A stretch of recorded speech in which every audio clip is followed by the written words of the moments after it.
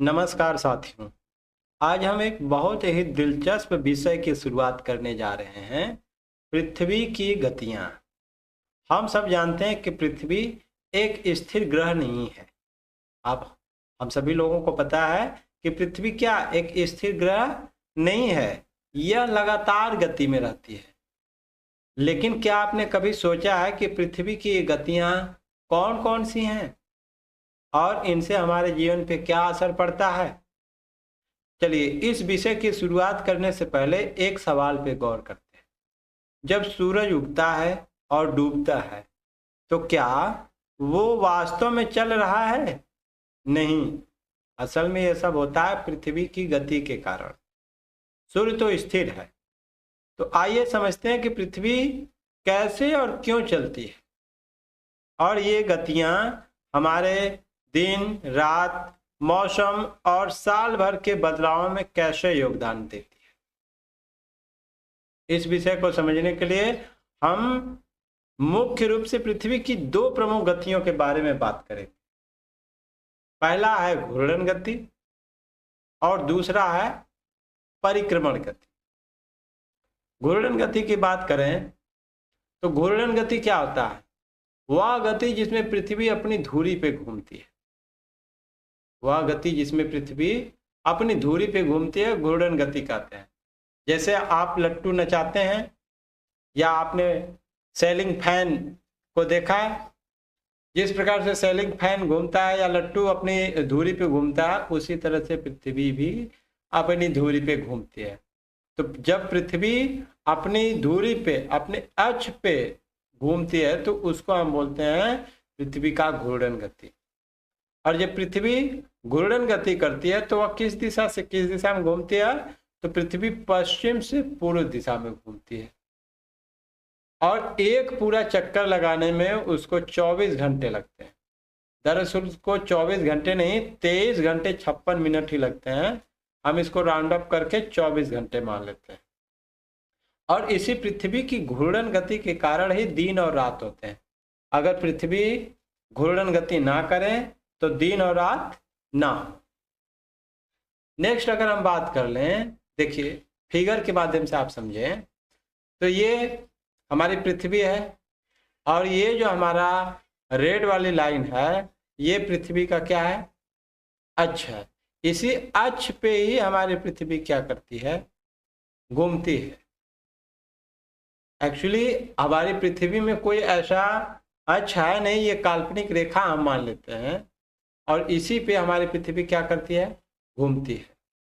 घूर्णन गति के उदाहरण घूर्णन गति के उदाहरण अगर देखें तो जैसे पंखा है, पंखा घूमता है जैसे, वैसे ही पृथ्वी भी घूमती है, लेकिन धीरे धीरे और बिना महसूस कराए। लट्टू है, जिस तरह लट्टू अपनी धुरी पे घूमता है उसी तरह से हमारी पृथ्वी भी अपने अक्ष पे उसके चारों ओर क्या करती है? घूमती है। नेक्स्ट बात करें घूर्णन गति का प्रभाव, यानी जब पृथ्वी घूर्णन गति करती है तो इसका क्या प्रभाव होता है? इसका प्रभाव पहला होता है दिन और रात का होना। देखिए दिन और रात कैसे होते हैं? पृथ्वी का जो भाग सूर्य की तरफ होगा, पृथ्वी का जो भाग कहाँ पे होता है? सूर्य की तरफ होता है, वहां पे हमारा क्या होता है? दिन होता है। और जो भाग सूर्य की तरफ नहीं होता है, यानी पृथ्वी के जिस भाग पे सूर्य की रोशनी नहीं पहुंचती है वहां हमारा क्या होता है? रात होता है। जहां सूर्य की रोशनी पहुंचती है वहां दिन, और जहां सूर्य की रोशनी नहीं पहुंचती वहां क्या होता है? रात होता है। सूर्य का पूरब से पश्चिम दिशा में दिखाई देना घूर्णन गति का ही प्रभाव है। पृथ्वी के घूर्णन गति का ही प्रभाव है कि सूर्य हमको पूरब से पश्चिम दिशा में दिखाई देता है। एक्चुअली सूर्य हमारा एक जगह स्थिर है, लेकिन हमारी पृथ्वी घूम रही है। तो जब पृथ्वी घूम रही है तो हमें लगता है कि सूर्य पूरब से किधर चला गया? पश्चिम दिशा में चला गया, पर ऐसा नहीं है। ये सब होता है हमारी पृथ्वी की घूर्णन गति के कारण। नेक्स्ट बात करें हम परिक्रमण गति। परिक्रमण गति क्या होता है? देखिए जब पृथ्वी सूर्य के चारों ओर एक निश्चित कक्षा में घूमती है तो उसे हम बोलते हैं परिक्रमण गति। फिगर के माध्यम से समझिए, ये मान लीजिए हमारा क्या है? सूर्य है और ये पृथ्वी का क्या है? रास्ता है, वृत्ताकार पथ है, तो इसके चारों ओर ही यह पृथ्वी क्या करती है, घूम रही है। तो इसी को हम क्या बोलते हैं, पृथ्वी का परिक्रमण गति। जैसे मान लीजिए आप एक बैल को जो है कि खूंटे में बांध देते हैं, तो अब वह उस खूंटे के चारों ओर ही एक निश्चित पथ में घूमता है। या कोल्हू जो ईख की पेराई करते हैं, कोल्हू, अब अगर उसमें हम बैल को बांध दें तो वह एक निश्चित कक्षा में ही, जिस प्रकार से पृथ्वी ऐसे घूम रही है उसी तरह से कोल्हू भी एक निश्चित रास्ते पे गति करता है, तो उसकी गति ही क्या कहलाती है, परिक्रमण गति। तो ठीक उसी प्रकार से पृथ्वी भी सूर्य की परिक्रमा करता है, और इसी को हम बोलते हैं पृथ्वी का परिक्रमण गति। पृथ्वी जिस रास्ते पे परिक्रमा करती है वो होता है अंडाकार पथ। ये आप रास्ता देख रहे होंगे, ये हमारा क्या है, अंडाकार पथ है। तो अंडाकार पथ पे ही पृथ्वी क्या करती है, अपनी परिक्रमण गति करती है। और एक पूरा चक्कर लगाने में, सूर्य का एक चक्कर लगाने में पृथ्वी को कितने दिनों का समय लगता है, 365 दिन 6 घंटे। 365 दिन 6 घंटे का समय लगता है पृथ्वी को अपनी सूर्य के चारों ओर एक परिक्रमा करने में। और जब पृथ्वी जब परिक्रमा करती है तो पृथ्वी के परिक्रमा के कारण ही ऋतुएं बदलते हैं। पृथ्वी परिक्रमा करना बंद कर दे, एक जगह स्थिर हो जाए, तो ऋतुएं नहीं बदलेंगी। जाड़ा रहेगा तो जाड़ा ही रहेगा, अगर गर्मी का मौसम है तो गर्मी ही रह जाएगी, सर्दी है तो सर्दी, बरसात है तो बरसात ही। नेक्स्ट बात करें परिक्रमण गति का प्रभाव। देखिए, परिक्रमण गति का पहला प्रभाव ऋतुओं का बदलना। जब पृथ्वी परिक्रमा करती है सूर्य के चारों ओर, तभी जो है कि गर्मी, सर्दी, बरसात ये सारे मौसम आते हैं। अगर पृथ्वी परिक्रमा करना बंद कर दें तो ऋतुएं नहीं बदलेंगी। दूसरा परिक्रमण गति का क्या प्रभाव होता है, दिन की लंबाई का बदलना। देखिए, जब पृथ्वी परिक्रमा करती है तभी दिन की लंबाई बदलती है। यानी कैसे बदलती है, जाड़े में आप देखेंगे तो दिन छोटा होता है, लेकिन गर्मी में क्या होता है, दिन लंबा होता है। तो पृथ्वी की परिक्रमण गति के कारण ही ये दिन की लंबाई बदलती रहती है। नेक्स्ट बात करें लीप ईयर की। लीप ईयर किसको कहते हैं, ऐसा वर्ष जिसमें 366 दिन होते हैं। ऐसा वर्ष जिसमें 366 दिन होता है। अब देखिए 366 दिन होता कैसे है। आपको पता है कि हमारी पृथ्वी सूर्य का एक चक्कर 365 दिन 6 घंटे में पूरा करती है। हम सुविधा के लिए 365 दिन को क्या करते हैं, छोड़ देते हैं। और ये 6 घंटे, एक साल में 6 घंटे बचा तो 4 साल में कितने घंटे हो गए, 24 घंटे। अब यही 6 घंटे 4 साल में मिलके कितने बन गए, 24 घंटे हो गए। और आप जानते हैं कि 24 घंटे में एक दिन होता है, तो वही 365 दिन में ये एक दिन को और हम जोड़ दें तो हमारा कितना हो गया, 366 दिन। इस प्रकार से लीप ईयर में कितने दिन हो गए, 366 दिन। और ये जो एक अतिरिक्त दिन होता है, इसको हम किस में जोड़ते हैं, फरवरी माह में जोड़ते हैं। फरवरी माह में जोड़ देते हैं, इसीलिए लीप वर्ष में फरवरी कितने दिनों की होती है, 29 दिनों की होती है। नेक्स्ट है पृथ्वी का कक्षीय समतल। पृथ्वी का कच्ची समतल किसको कहते हैं। देखिए, पृथ्वी जिस काल्पनिक समतल में सूर्य के चारों ओर परिक्रमण करती है, अगर फिगर के माध्यम से देखें, ये सूर्य है, ये उसका रास्ता है, ये पृथ्वी है, अब ये परिक्रमा कर रही है, तो ये हमारा काल्पनिक समतल। हम अब आसमान में तो कोई ऐसा समतल है नहीं, लेकिन हमने मान लिया है। तो जिस काल्पनिक समतल में सूर्य की परिक्रमा करती है अपने इस रास्ते पर, उसे ही जो है कि पृथ्वी का कक्षीय समतल कहते हैं।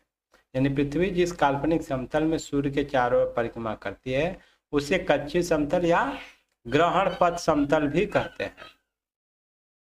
देखिए, पृथ्वी के कक्षीय समतल की मुख्य विशेषताएं क्या है। पहला, पृथ्वी के कक्षीय समतल में उसका नाम की बात करें तो इसके 2 नाम है, ग्रहण पथ समतल या कक्षीय समतल, दोनों इसको हम बोलते हैं। ग्रहण पथ समतल भी बोलते हैं और कक्षीय समतल भी बोलते हैं। धुरी से झुकाव, देखिए पृथ्वी की घूर्णन धुरी इस समतल से लगभग 23.5 डिग्री झुका है। फिगर में अगर आप देखें तो ये है हमारा पृथ्वी का कक्षीय समतल, और ये पृथ्वी के कक्षीय समतल पे ये लंब है, तो अब ये आप देख रहे हैं, ये धुरी जो है, पृथ्वी की धुरी, वो कितनी डिग्री झुका हुआ है? तो 23.5 डिग्री झुका हुआ है। तो पृथ्वी की घूर्णन धुरी इस समतल से कितने डिग्री? 23.5 डिग्री झुका हुआ है। कच्चे समतल का महत्व की बात कर लें तो पहला महत्व है ऋतुओं का कारण। देखिए, पृथ्वी की धुरी कच्चे समतल से 23.5 डिग्री झुका हुआ है, ये आप देख पा रहे होंगे। 23.5 डिग्री झुका हुआ है, हमारी पृथ्वी 23.5 डिग्री झुकी हुई है। तो जब 23.5 डिग्री झुकी हुई होती है तो इस पे साल भर सूर्य की किरणें जो है कि सीधी पड़ती हैं, जिससे सूर्य की किरणें साल भर अलग अलग जगहों पर सीधी पड़ती हैं, और यही ऋतु परिवर्तन कारण होता है। कभी यहाँ पे कर्क रेखा पे सीधी पड़ेगी, कभी मकर रेखा पे, कभी विषुवत रेखा पे। तो साल भर क्या करती है? सूर्य की किरणें सीधी पड़ती हैं, और इसी वजह से ऋतु परिवर्तन कारण होता है। कच्चे समतल का यह पहला महत्व था। दूसरा महत्व क्या है? ग्रहण का कारण। देखिए, ग्रहण का कारण, जब चंद्रमा और पृथ्वी दोनों एक ही कच्चे समतल में होते हैं तब सूर्य ग्रहण और सूर्य के साथ एक सीधी रेखा में आते हैं, तो सूर्य ग्रहण और चंद्र ग्रहण लगता है। देखिए, सूर्य ग्रहण और चंद्र ग्रहण लगता कब है? फिगर से समझिए, ये हमारा सूर्य है, ये हमारी पृथ्वी है। तो सूर्य और पृथ्वी के बीच में जब चंद्रमा आ जाता है तो इसकी छाया जो है कि पृथ्वी पर पड़ती है। इससे सूर्य का आंशिक पूरा या आंशिक भाग हमको दिखाई नहीं देता है, और वो उस समय स्थिति बनती है सूर्य ग्रहण की। इसी के ठीक विपरीत, जब सूर्य और चंद्रमा के बीच में पृथ्वी आ जाती है तो पृथ्वी की छाया चंद्रमा पे पड़ती है, और उसमें हमारा क्या लगता है? चंद्र ग्रहण लगता है।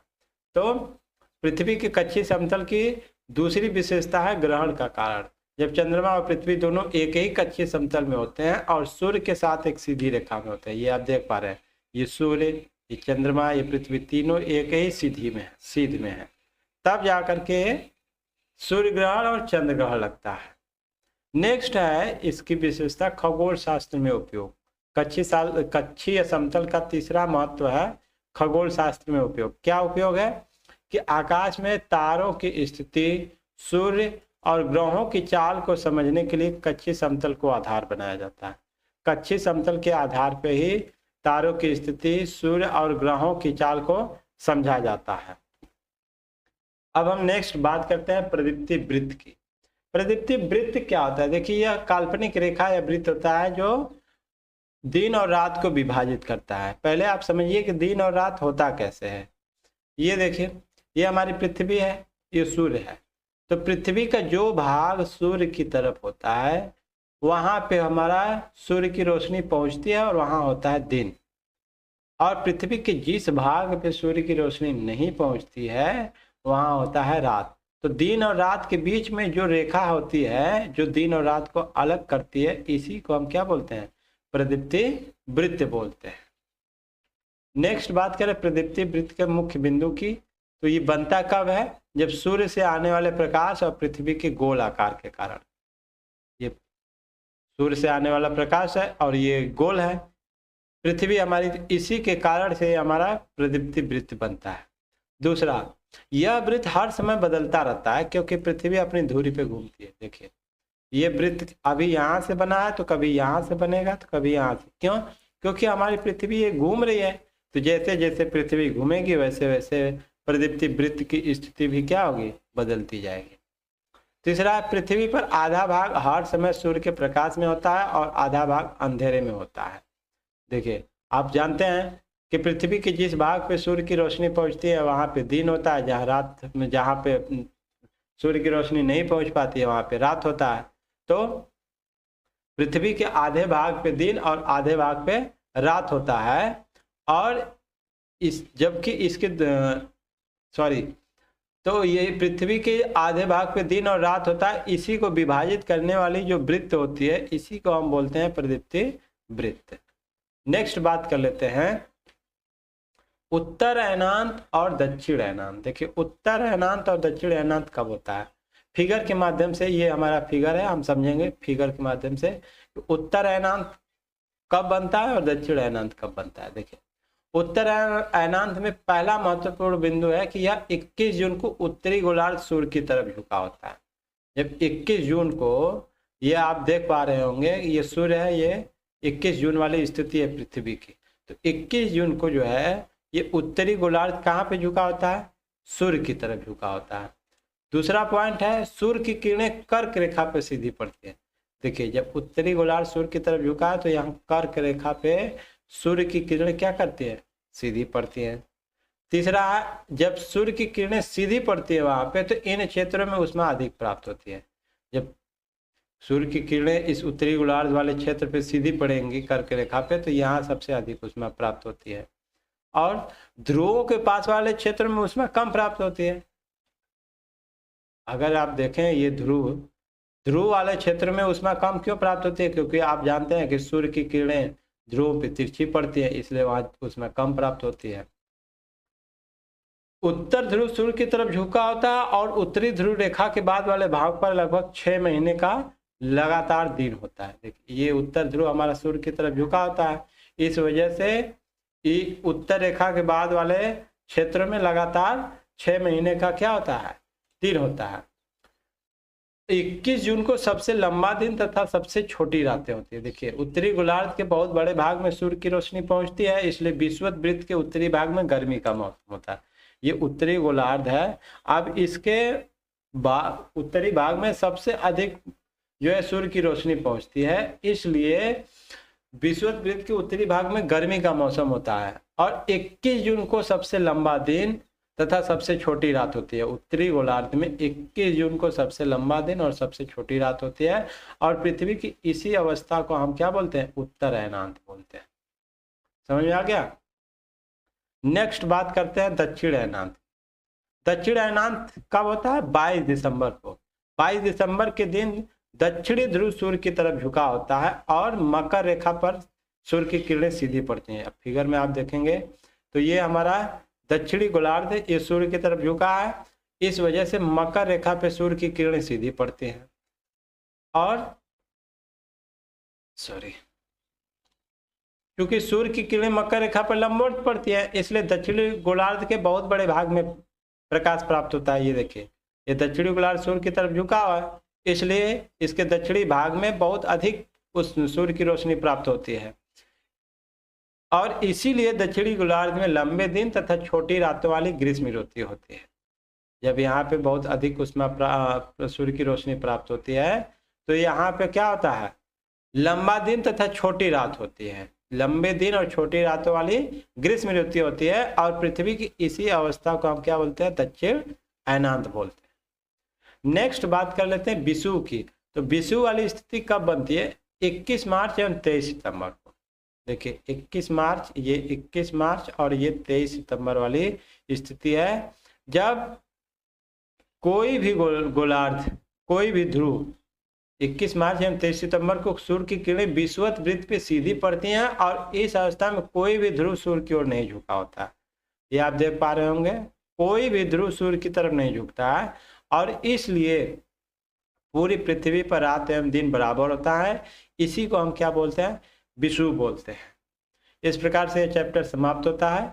यदि आप हमारे चैनल पर नए हैं तो कृपया चैनल को लाइक और सब्सक्राइब जरूर कर लें। धन्यवाद।